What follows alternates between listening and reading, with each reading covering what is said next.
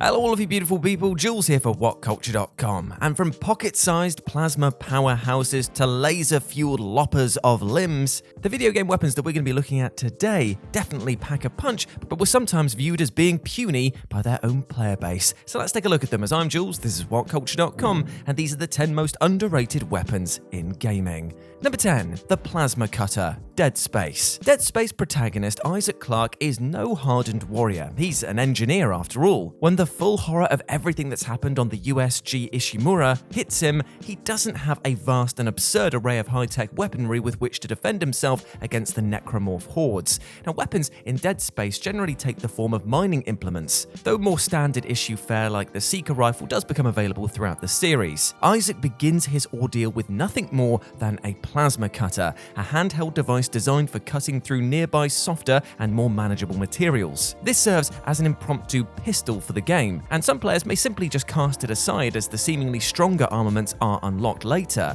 but this would be a terrible mistake. As fans will know, combat in Dead Space often revolves around limbs being removed from foes rather than simple damage being dealt, and the Plasma Cutter is very efficient at doing this in the hands of an experienced player, and it's pretty ammo efficient to boot. And while larger groups of foes are tough to manage with it, the vanilla Plasma Cutter will be an invaluable ally throughout the entire playthrough. Number 9, the Plasma Pistol, Halo series. Needless to say, the Halo franchise has seen a dizzying array of brilliantly absurd, highly futuristic weaponry. From the Needler to the dreaded Energy Sword and the monstrously popular DMR, there are so many to choose from, but amongst them all, the humble Plasma Pistol is a surprisingly notable one. Now, it might be relatively generic fare in concept, but it could serve as so much more than just an emergency sidearm. In the original Halo, for example, it was a somewhat potent weapon, boasting damage that certainly wasn't to be sniffed at, and crucially, it had great accuracy. It doesn't tend to be used as the damage dealer, but it continues to boast some very nice utility with its charged shots and their capability to stun enemies. Number 8, the Flash Grenade, Resident Evil 4. In Resident Evil 4, Leon S. Kennedy wielded the widest selection of weaponry the series had yet seen. The standard pistol, shotgun, magnum, and rocket launcher all made their appearances, but the arsenal was much expanded upon and could be upgraded and improved by spending currency with the in-game merchant. 3 different types of grenade are also available in this title. The standard grenade is a very useful little explosive for clearing out groups of foes, the incendiary grenade engulfs a small area in flame, and the flash grenade momentarily stuns opponents. Now, the latter might seem weak by comparison, seeing as it deals no damage and only looks like it sets up melee opportunities, but experienced players will understand their true utility. Flash grenades are instantly lethal to foes exposed with Las Plagas parasites, meaning that you can clear out enemies and stun others in a single shot. I mean, they have other niche uses as well. For example, all crows can just be killed immediately by them, but for this reason alone, it is always worth keeping some in your inventory. Number 7, the Brick, TimeSplitters series. The iconic TimeSplitters first-person shooter series has never been one to take itself too seriously, because while the genre is often the home of incredibly intense matches featuring super serious shootouts between heavily armed soldiers, TimeSplitters took a different route. Here you're likely to find a monkey with a giant sentient gingerbread man doing battle, wielding very silly weapons. And one such silly weapon is the Brick. As the name suggests, it's nothing but a run-of-the-mill house brick which can be thrown. It was really designed to be used during the challenge stages, but can be used outside of them as well. As an unlockable weapon, there are 2 air quotes firing modes to this, which simply alter the way the brick is thrown. Its properties don't change very much through the trilogy, always being awkward to use and unwieldy and largely ignored by most players, but those who did put in the time to learn to aim with it sometimes found it incredibly fun to use because it's got a one-shot kill feature, and nothing quite delivers the same emotional beatdown to an opponent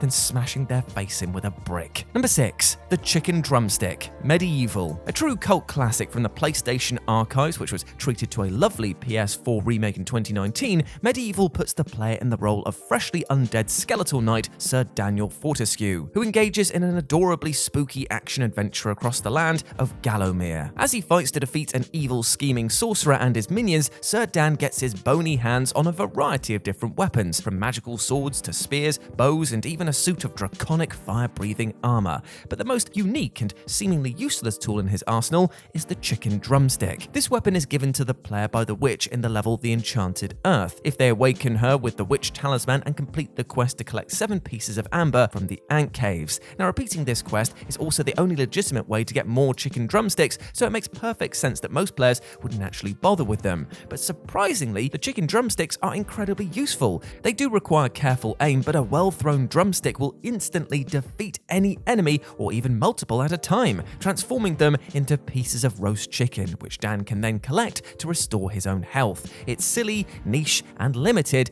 but goddamn is it cool. Number 5. The Wrench, BioShock. For many first-time players of the classic first-person shooter BioShock, the wrench appears to be the epitome of very early game desperation melee weapons. I mean, how long could something like this retain its use against formidable opponents like Spider Splicers or the Big Daddy? But to the shock of many, this little weapon here, it could last you the entire game. Now, BioShock equips the player with an enormous arsenal of weaponry, from conventional firearms to an array of creative and deadly plasmids. So there's a lot of super fun loadout experimentation to be done. But the humble wrench, however, gets so many buffs that it can be all a player needs. Because completing research tasks for the bouncer will provide a huge boost to its damage output, and tonics such as Bloodlust, Armored Shell, Sports Boost, Wrench Jockey, and Wrench Lurker increase your survivability, damage output, and otherwise encourage a melee-only playstyle. And with no resources in terms of ammo to worry about, the wrench's only real downside is its obvious requirement that enemies are engaged up close and personal. But when you're able to bat them out of the stadium in the latter half of the game,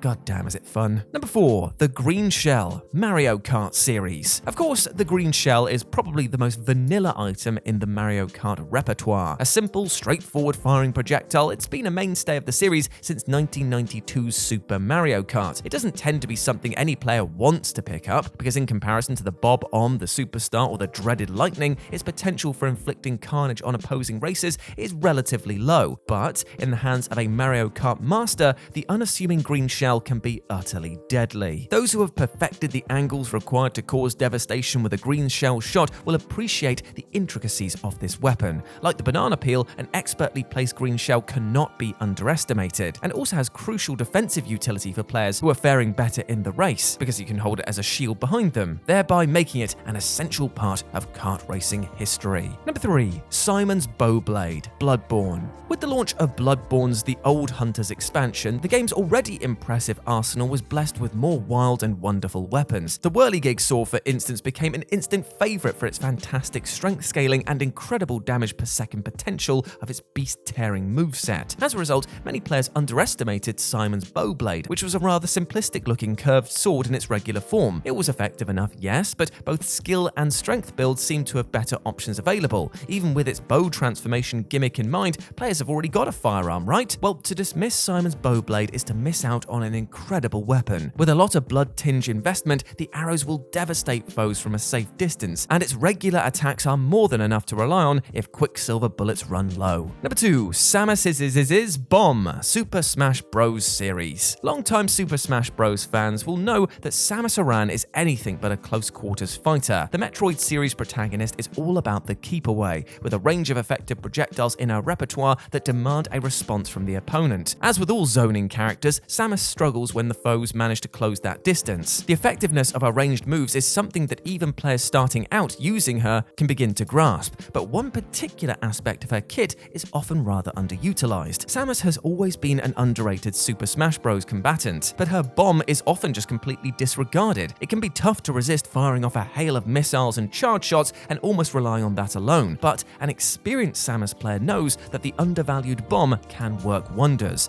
A low damage, non-flashy move, it nevertheless has great utility, from aiding you in your recovery to making your movements less predictable and protecting yourself while Samus is vulnerable in the air. The more this unassuming move is used, the more useful it seems to become. And number 1, the Mega Buster, Mega Man series. Of course, Mega Man is never seen without his trusty Mega Buster. It's as intrinsically linked to this series as are infuriating insta-death spikes. But the issue is that players are just too keen to get rid of it. The crux of the action in the main series is defeating a selection of robot masters, followed by a showdown with the nefarious Dr. Wily, or Dr. Wowie for the true fans out there. And Mega Man, as we know, gets each robot master's weapon by defeating them, and each is particularly effective against one of their fellow robot masters. As a result, it's possible to plot an easier course through the game if you know which boss is weak to which other boss's weapon, and then just tackle those stages in order. But more experienced players, however, may tell you that the Mega Buster isn't to be thrown away as you switch from boss weapon to boss weapon. It may well be outdone damage damage-wise, but it can also be more reliable and doesn't devour energy ammo. Later in the series, aka Mega Man 4, a charge shot became available, and the Mega Buster could be upgraded through the double gear system mechanic of Mega Man 11. And you know what? When you put those things together, it might just be all the Blue Bomber ever needs. And there we go, my friends. Those were the 10 most underrated weapons in gaming. I hope that you enjoyed that, and please let me know what you thought about it down in the comments section below. As always, I've been Jules. You can go follow me over on Twitter at RetroJ, or you can swing by Live and Let's Dice, where I do all of my streaming outside of work. It'd be great to see you over there, my friend. And I'll speak to you soon.